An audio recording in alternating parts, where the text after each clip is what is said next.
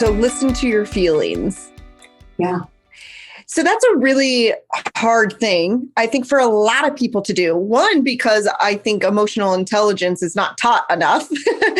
And two, because we grow up in a way that in a lot of cases, I'm not saying this is for everyone. In a lot of cases, I think people grow up not like being told to kind of squash their feelings or, oh, it's okay, don't worry about that. Or, why are you feeling that way? It's fine. So we're kind of, people squash our feelings, not saying that they had, again, negative intention around it, but that's how a lot of people grow up. So how do people start to get in tune with their feelings? Like if I'm sitting here, I used to be a non-feely person, 100%.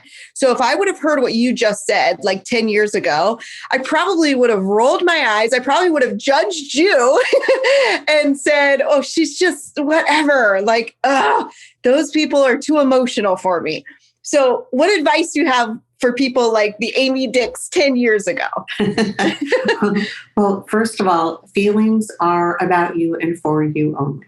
So when we have feelings, it is not the job of anyone else around us to do anything with those feelings.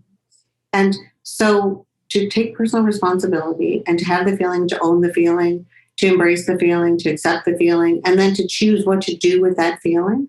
I mean, that is like so powerful. And when you can do that, you feel so powerful. So having the feeling is not about giving it to someone else or even sharing it with someone else. It's about having it and then deciding what you want to do. So you say it's not about sharing it with others. And a lot of times the advice is, we need to speak our feelings. So when you have these feelings, when is it right to share it with someone and to tell them how you feel about that scenario or about them or whatever happened? And when is it right to not, to just keep it inside? I think the question becomes, what do you want them to do with the information?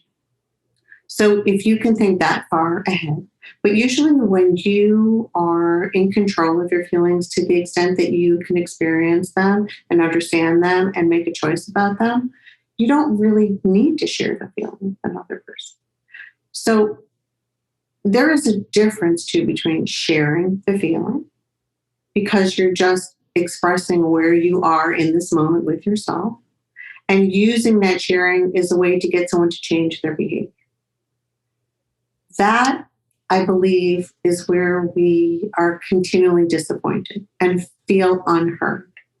It is no one's job to change themselves so that we can feel better.